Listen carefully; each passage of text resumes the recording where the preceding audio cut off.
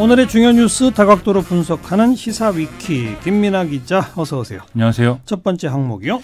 상부 지시에 따라 철수입니다. 네, 개성공단 연락사무소 이야기죠. 그렇습니다. 오늘 통일부가 북한이 개성공단 북측 연락사무소는 상부 지시에 따라 철수한다는 입장을 우리한테 통보를 하고 실제로 철수했다 이렇게 밝혔는데요.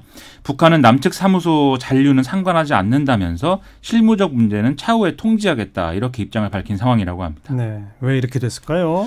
아무래도 이제 2차 북미 정상회담 이후 상황 때문이다 이렇게 봐야 되겠는데요. 하노이 회담이 결렬이 되면서 북한과 미국 사이는 좀 봉합이 되기보다는 더 찢어지는 국면으로 상황이 움직여 왔다는 것이죠. 네. 특히 미국이 북한이 연기원 핵시설 폐기 등을 대가로 해서 해제를 요구했던 제재 부분을 더 강화할 움직임을 오히려 보이면서 이것에 대한 대응 차원이 아닐까 이런 해석이 가능한 상황입니다. 오늘 미국이 추가적인 독자 제재를 발표했죠. 현지 시간 21일 미국 재무부는 북한의 이 제재 회피를 도운 중국 해운회사 두 곳에 대한 제재를 이제 가한다 이렇게 밝혔는데요. 네. 이와 함께 북한의 불법 해상 거래에 대한 주의보를 갱신 발령했습니다.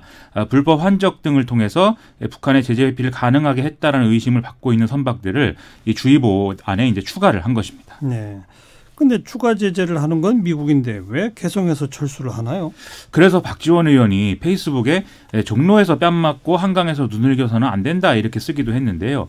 과거에도 북한은 대북 관계를 개선하려는 우리 온건파는 난처하게 하고 강경파에게 공격의 구실을 주는 처사를 해왔다. 이런 일을 반복해서는 안 된다. 이런 메시지였습니다. 다만 미국의 이 독자 제재 내용하고 우리하고 아예 연관성이 없는 것은 아니라는 점을 좀 같이 봐야 될 것 같습니다. 연관성이 있어요?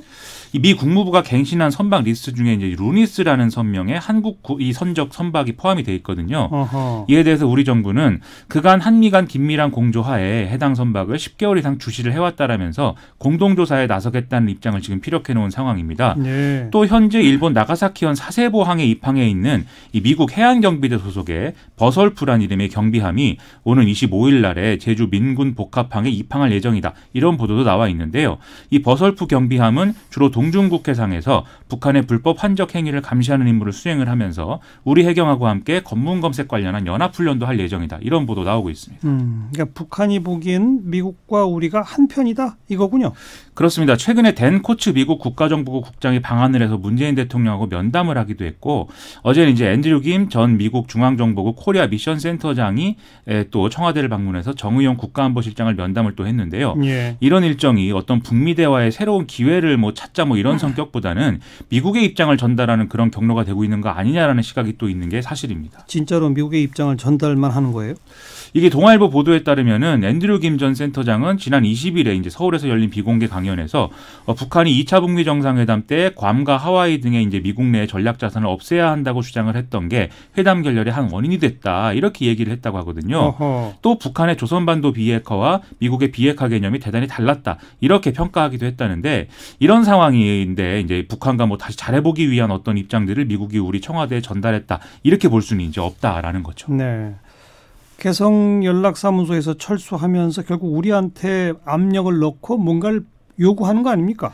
그렇게 볼 수도 있습니다. 이 북한의 대외선전 매체인 메아리는 오늘 남한은 말로는 남북선언의 이행을 말하지만 실제로 미국의 눈치만 보고 있다. 미국에 대고 할 말은 하는 당사자의 역할을 해야 된다. 이렇게 주장을 했고요. 네. 또 대남선전 매체인 우리민족끼리도 논평을 내고 통일부가 올해 국제제재의 틀 내에서 남북 교류 협력을 추진하고 북미 관계를 중재하겠다는 업무 계획을 내놓은 것을 이제 비난하는 그런 목소리를 냈거든요. 결국 미국을 설득을 해서 제재 완화가 가능하도록 역할을 해라 이건데 그걸 우리가 지금 소화할 수 있는 상황인가 그게 좀 의문이 좀 생기거든요. 예. 좀 묘수가 있을지 좀 찾아봐야 될 것 같습니다. 상황은 아무튼 더 어려워졌군요. 그렇습니다. 네, 시사위키 두 번째 항목은요. 재벌이 이긴다입니다. 어디서요?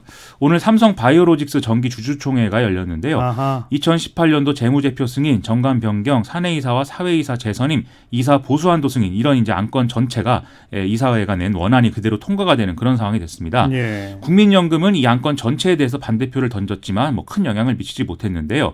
삼성 바이오로직스 김태한 사장은 주주총회 인사말에서 그동안 모든 회계 처리는 적법하게 했다고 확신한다라면서 이 삼성 바이오로직스 논란의 정면 돌파 의지를 또 분명히 하는 이런 상황이었습니다. 국민연금이 반대표를 던진 이유는 뭐예요?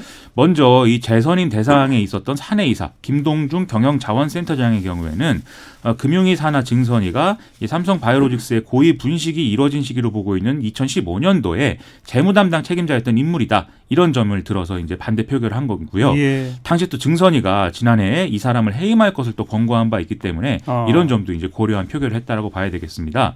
또 재무제표 승인하고 이사 보수한도 승인 역시 이제 증선이 감리 결과와 제재 조치의 취지 이런 걸 감안해서 이제 반대표를 행사했다 이렇게 봐야 되고요.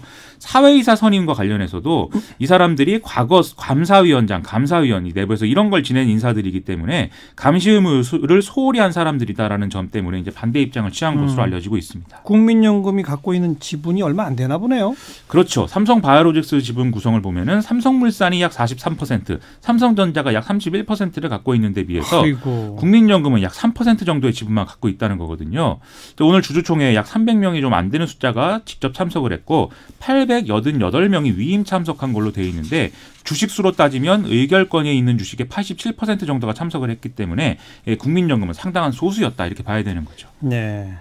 삼성바이오로직스 뭐 거의 4분의 3의 지분이 삼성물산, 삼성전자군요. 그렇습니다. 또 오늘 현대차 주총도 있었죠. 여기는 이제 사모펀드인 엘리엇 매니지먼트하고 이제 이사회 측의 이제 표대결이 관심사였는데요. 엘리엇은 지난해 5월에는 현대차가 추진하던 지배구조 개편에 제동을 걸어서 뭐 임시 주총 취소를 이끌어내는 이런 이제 결과를 냈는데 네. 오늘은 완패했다 이런 평가를 받고 있습니다. 완패. 그렇습니다. 어디서요? 먼저 현금 배당 액수에 대한 쟁점에서 이제 이사회와 엘리엇이 충돌을 했는데요. 현대차 이사회는 보통주 기준 현금 배당을 주당 3,000원 이렇게 제안을 했는데 엘리엇은 주당 21,000원 정도를 제안했거든요. 7배네요. 그렇죠. 하지만 이사회의 방안이 86%의 찬성률을 받아서 이제 압도적으로 승리를 했습니다. 또 사회이사 선임 표결에서도 표대결이 이루어졌는데 엘리엇이 내세운 후보들은 또 다 탈락하는 그런 일이 일어났습니다. 그래서 재벌이 이긴다랬군요. 그렇습니다. 다음 주 대한항공 주총도 또 관심을 모으죠. 27일에 한진카라고 대한항공 주총이 예정이 되어 있는데 이 조양호 한진그룹 회장의 경영권 방어 성공 여부가 지금 초미의 관심사거든요. 앞서 삼성바이오로직스의 경우와는 달리 여기서는 이제 국민연금은 대한항공의 경우에는 11.56% 지분을 보유해서 지금 2대 주주의 지위를 갖고 있는 상황이고 한진칼 지분도 6.7%를 갖고 있는 상황입니다. 거기다가 조양호 회장 및 특수관계인 보유 지분은 이 두 회사들이 상대적으로 낮은 상황이기 때문에 예. 국민연금에 어떤 결정을 하느냐 여기에 관심이 집중되고 있는데요.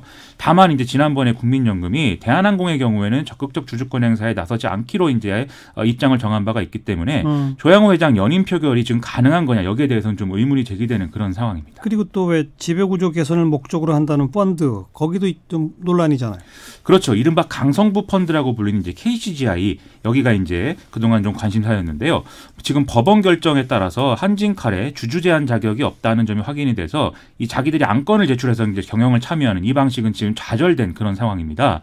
이게 주식을 보유한 지 6개월이 되지 않았기 때문에 이 주주 제한 자격이 없다 이런 내용이었는데요. 예. 그리고 KCGI는 방금 말씀드린 게 이제 한진칼 주주총회에서의 얘기고 대한항공 지분은 지금 갖고 있지 않다고 해서 이번 주총에서는 큰 영향을 지금 못 미칠 것으로 그렇게 보이고 있습니다. 그럼 여기도 재벌이 이길 가능성이 높다는 거군요. 지금으로서는 그렇습니다. 여기까지 수고하셨습니다. 고맙습니다. 김민아 기자였어요.